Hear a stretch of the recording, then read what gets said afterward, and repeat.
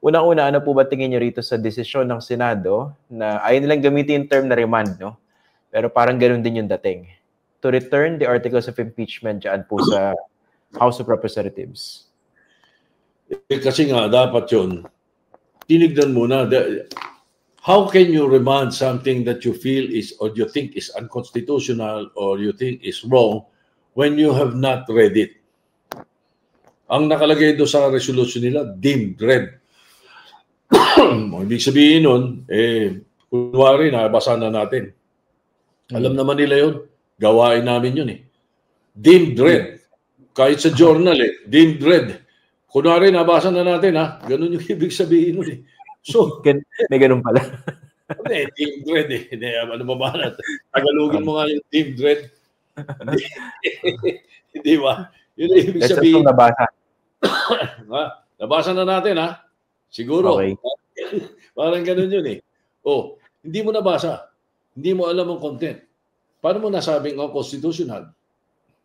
Okay. Diba? January 3. Nag-convene kayo January 3. Nag-convene kayo as an impeachment court January 3. Yung sinasabi kong dapat ginawa ng February 5, ginawa ng January 3. Ni-refer sa rules.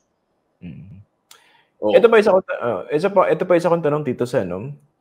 Bilang isang presiding officer, pwede bang soplehin o hindi na ituloy kung meron mang isang miyembro ng Senate Impeachment Court na nag-motion na ipa-dismiss yung impeachment case?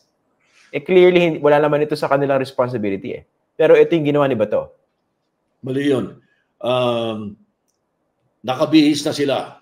They convened themselves as an impeachment court. 2 impeachment pinagdaanan ko. Na-review ko yung impeachment sa Amerika.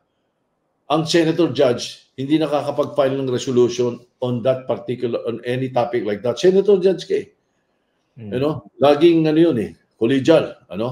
At ang pwede mo lang gawin, usually, ang sinasabi lang dito, ang pwede lang, based on the rules, is ang isang senator judge, you can ask questions for clarification, never the point as acting for let's say as a prosecutor or for the prosecutor or for the defense. Dapat hindi ganun ang kilos mo. Yung ganung klaseng motion for the defense. Nagpakita ka ng impartiality ng sobra obvious. Pag ganun, Tito Sen, ito yung tanong ko, no? So, kunwari, kayo yung presiding officer. So, maliwanag naman na hindi yung saklaw ng responsibilidad ng isang senator judge. Pero tumayo si Bato.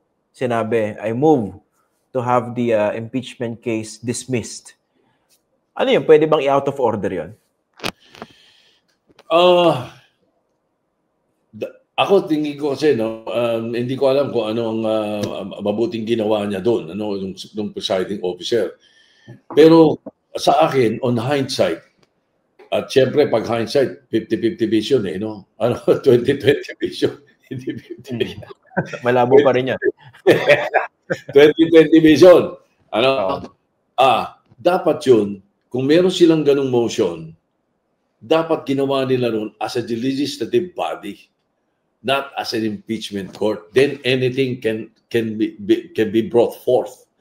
Ang nangyari, merong isa sa kanilang nagsuggest, I don't know who, baka isa sa mga abogado nilang nakapaligid doon, na mag-convene muna tayo sa impeachment court, saka doon natin pag-usapan yan.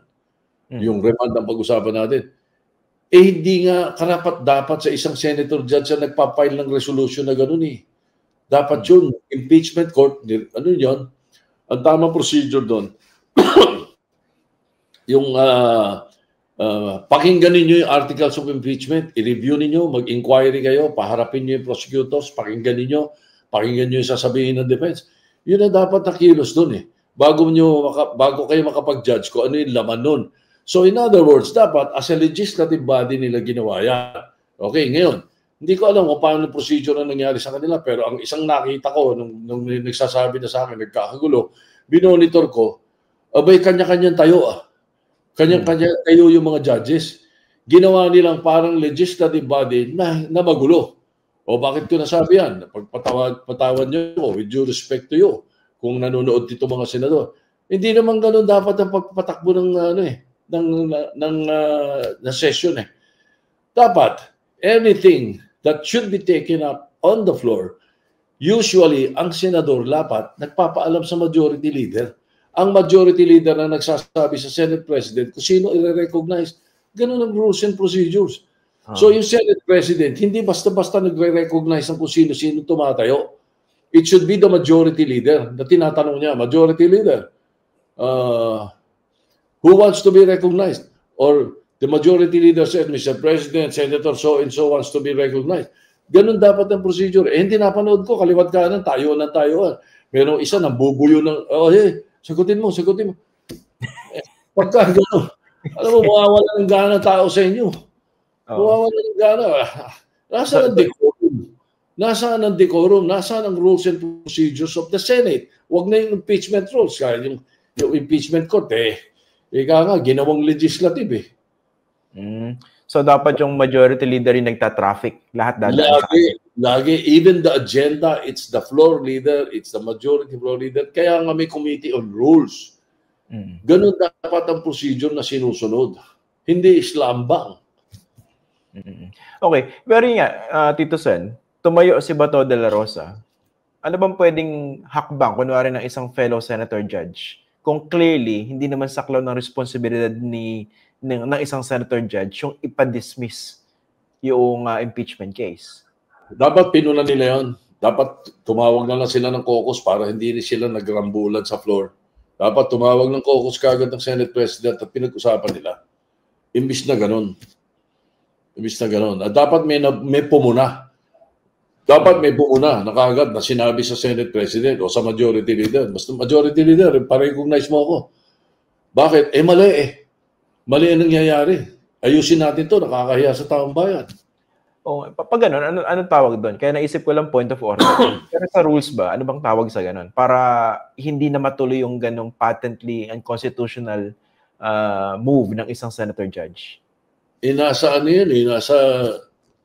Nasa pamamalakad ng Senate President yan. Kaya mahalaga na yung Senate President expert sa parliamentary rules and procedures.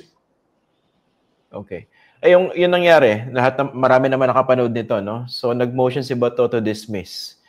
Ang ginawa, sinecond the motion ni Bongo, no? Kung hindi pa ako nagkakamali. Tapos medyo minasahe ni Alan Peter Cayetano. Nakaisip siya, di umano na ano na lang, yung remand, pero ginamit nilang term return. Do you find it somehow an improvement that fixed the problem or not necessarily? Well, somehow nakatulong kasi ang outright dismissal is really that was going to be weird. That was going to be unconstitutional. Sigurado, walang kaduda-duda. So nakatulong yun. Pero ang itsura ng nangyari sa akin, if I can liken it to a basketball game, dribble ng dribble, pagdating nung patatapos na yung shot clock, pinasa. Di wala na rin oras. Wala yung tsura. Pero anong basa niya doon, no? Pwede ba talagang gawin yun? O dapat ba ginawa yun ng isang Senate impeachment court? Yung ibinalik yung articles of impeachment, yung contention na yun yung contention ni Sara nung dumulog siya sa Supreme Court na na-violate yung rule na hindi ka pwede magsampa ng higit sa isang impeachment complaint against the same impeachable official within a year. Isa lang naman yung impeachment na pinadala sa speaker eh. Meron silang maling intindi ron ha. May mga kasama tayo na yung iba pumasa pa sa bar eh. Ang intindi nila yung pag meron nag-file ng impeachment, yun na yun. So pagka meron ka pang nag-file ng kasunod, hindi pwede after 1 year. The same yun eh. Yung hindi pa yun eh. May nag-file lang eh. Otherwise pag tama yung sinasabi nila, every month may magpa-file. Ang sinasabi dito, kailan ni-refer ng proper committee ng House sa opisina ni Speaker. Yun ang point.